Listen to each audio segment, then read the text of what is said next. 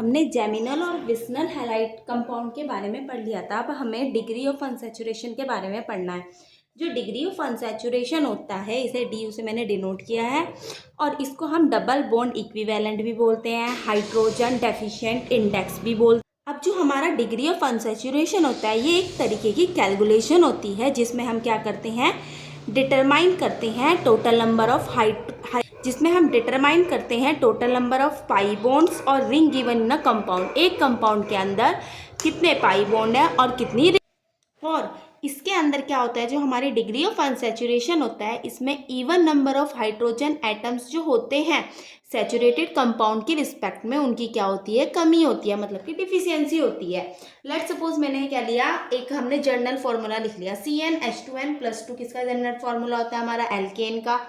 CnH2n हमारा alkene का होता है और CnH2n-2 हमारा एल्काइन का होता है।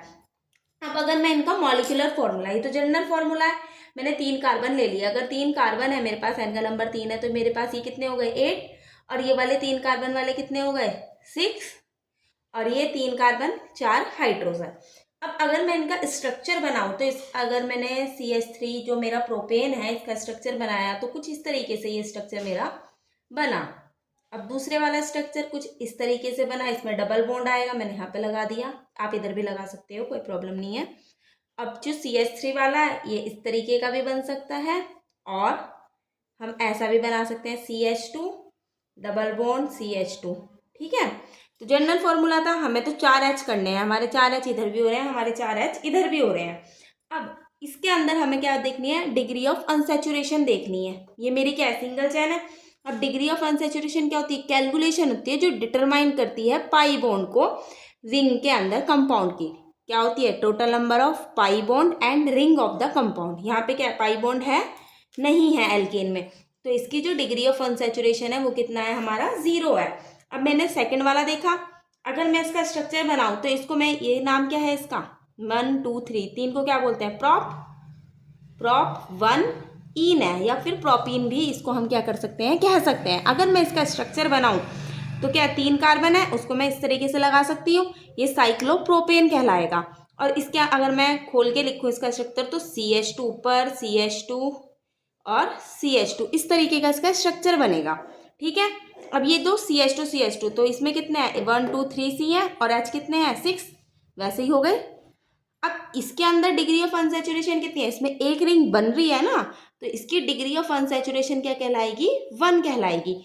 अगर हम सेकंड वाले को देखें, अब हमने इसका स्ट्रक्चर बनाया, अगर मैं इसका स्ट्रक्चर बनाऊं, CH2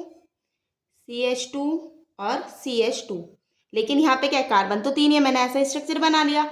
अब यहाँ पे हाइड्रोजन कितने हैं, 3 4, 4 ही हाइड्रोजन है, तो यहाँ के 2 हाइड्रोजन हटा के मैं डबल बॉन्ड भी तो लगा सकती हूँ इस तरीके से। अब ये जो डबल बॉन्ड है, इसकी भी जो डिग्री ऑफ अनसैचुरेशन होगा वो कितना होगा, अब आप बताना। एक तो ये है और एक दूसरा कंपाउंड है, डिग्री ऑफ अनसैचुरेशन इसका कितना होगा, ये वाला तो 1 है।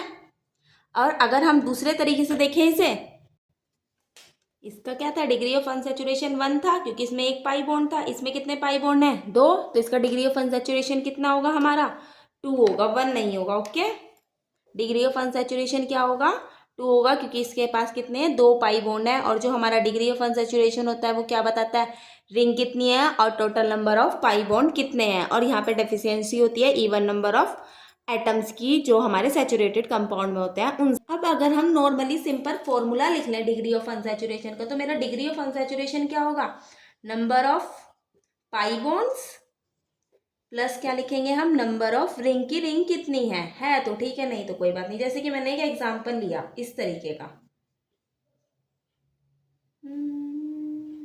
यहाँ पे मैंने ऐसे कर दिया। ठीक है, अब यहाँ पे मुझे ये बताओ पाई बॉन्ड कितने हैं, एक पाई बॉन्ड ये रहा, एक पाई बॉन्ड ये रहा, डबल बॉन्ड में एक ही पाई बॉन्ड होता है, ट्रिपल बॉन्ड में कितने पाई बॉन्ड होते हैं, 2 पाई बॉन्ड, 1 2 3 4, 4 पाई बॉन्ड, और यहाँ पे भी क्या है, डबल बॉन्ड, एक पाई बॉन्ड यहाँ पे हुआ, तो यहाँ पे पाई बॉन्ड कितने हैं, 5, और रिंग नहीं है, वो कितनी हुई, 0, तो इसका डिग्री ऑफ अनसैचुरेशन कितना हुआ, 5। ठीक है, अब हमने एक एग्जाम्पल और लिया, जैसे कि ये रहा,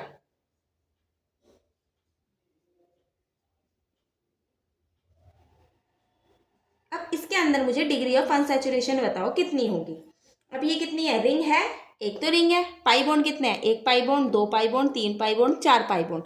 चार पाई बॉन्ड और एक रिंग, तो टोटल कितना हुआ? 5। तो इसकी डिग्री ऑफ अनसैचुरेशन कितना हुआ? 5। इतना समझ में आया? अब जैसे कि ये मेरा एक कंपाउंड है, मैंने ऐसे करके ले लिया। लेट सपोज एग्जांपल बना रहे हैं, ये एक बेंजीन हो गया, इसको मैंने यहाँ पे बॉन्ड लगा दिया बेंजीन के। यहाँ पे मेरे पास CHO हो गया, यहाँ पर COOCH3। अब हमारा एग्जांपल ये है, ये कुछ फंक्शनल ग्रुप्स हैं। जो हमारा एसिटिक एसिड होता है उसमें एक पाई बॉन्ड होता है, मैंने आपको स्ट्रक्चर खोल के बता दिया। साइनाइड में C ट्रिपल बॉन्ड N होता है, आइसोसाइनाइड में कोऑर्डिनेट बॉन्ड होता है, amide CONH3 COOR, OOCOOR, cyanide, aldehyde, अलग अलग करके मैंने फंक्शनल ग्रुप लिख दिए। अब हमें इस वाले, ये एक एग्जाम्पल है, एक कंपाउंड है, इसका हमें डिग्री ऑफ अनसैचुरेशन बताना है कि इसमें कितना डिग्री ऑफ अनसैचुरेशन है। पहले हम पाई बॉन्ड गिन लेते हैं। अब हमारे जो साइनाइड होता है उसमें कितना पाई बॉन्ड होता है? एक, क्योंकि डबल बॉन्ड O से जुड़ा रहता है, ऐसे करके C डबल बॉन्ड OH, तो एक पाई बॉन्ड यहाँ हो गया। COOCH3, COOCH3 का नाम क्या होता है जरा बताना? COCH। अब हमारा एग्जाम्पल है और नाम आप कमेंट में बताएंगे मुझे कि इनका क्या नेमिंग होता है, ठीक है? हमने अलग अलग करा है। COCH3 में एक डबल बॉन्ड, और कार्बोक्सिलिक एसिड में भी एक डबल बॉन्ड, साइनाइड में भी क्या होता है? Triple bond. अब इसमें क्या है? एक पाई बॉन्ड, यहाँ पे भी क्या है? एक पाई बॉन्ड, यहाँ पे भी 1 पाई बॉन्ड। ट्रिपल बॉन्ड में कितने पाई बॉन्ड होते हैं? 2 पाई बॉन्ड, यहाँ पे भी 2 पाई बॉन्ड। यहाँ पे तो है ही नहीं, सिंगल बॉन्ड में कोई पाई नहीं होता। एक ये रहा, एक ये रहा, एक ये रहा, 3 यहाँ पे है, 3 पाई बॉन्ड ये रहा। अब टोटल गिनो कितने हुए? 1 2 3 4 5 6 7 8 9 10 11 12। कुछ गड़बड़ तो नहीं हो गया? देखना, 1 2 3 4 5 6 7 8 9 10। तो इसमें कितने पाई बॉन्ड देखने को मिले? 10 या 11? 10, ठीक है। अब हमारा नेक्स्ट एग्जाम्पल, अगर हम एक और एग्जाम्पल लेके देखें, जैसे कि ये रहा, ये हमारे 2 एग्जाम्पल हैं, इसमें हमें डिग्री ऑफ अनसैचुरेशन बताना है। अगर मैं पहले का स्ट्रक्चर बनाऊं, 1, कितने कार्बन है? 8 कार्बन है, और क्या है हमारे पास? 10 हाइड्रोजन है। तो ये किसका वो होता है, क्या कहते हैं, स्ट्रक्चर? एल्केन है, एल्कीन है, एल्काइन है? ये इस वाले फॉर्मूले को ही तो फॉलो कर रहा है, CnH2n+2। देख लो, 8 16 आएगा, वहाँ पे तो कम है। स्ट्रक्चर बना है, चलो हम स्ट्रक्चर बना के देखते हैं, ठीक है। ये है इसका स्ट्रक्चर, हमारा स्ट्रक्चर ये रहा। अब इसमें कितने पाई बॉन्ड है? C8, 1 2 3 4 5 6 7 8 हो गए C, और H कितने हैं? 10, 3 6 7 8 9 10। एक पाई बॉन्ड, 2 पाई बॉन्ड और 2 पाई बॉन्ड ये रहे। कितने हो गए पाई बॉन्ड? 4 pi bond. तो डिग्री ऑफ अनसैचुरेशन कितना हुआ इसका? 4 हुआ। अब अगले वाला क्या है मेरा? C12H11 chlorine, C12H11 chlorine. अब इसके अंदर हमारे C कितने हैं? 12, 1 2 3 4 5 6 7 8 9 10 11 12, ठीक है। अब ये 12 वाले के पास मैंने क्या जोड़ दिया? क्लोरीन जोड़ दिया, ठीक है। अब हमारे पास हाइड्रोजन कितने हैं? 11 हाइड्रोजन है, यहाँ पे एक मैंने हाइड्रोजन भी जोड़ दिया। 3 हाइड्रोजन मैंने यहाँ पे लगा दिए। कितने थे मेरे? 11। 3 हाइड्रोजन हो गए, सिंगल बॉन्ड, इसकी बैलेंसी पूरी हो गई। इसकी बैलेंसी अभी पूरी नहीं है, यहाँ पे एक हाइड्रोजन लगा दिया।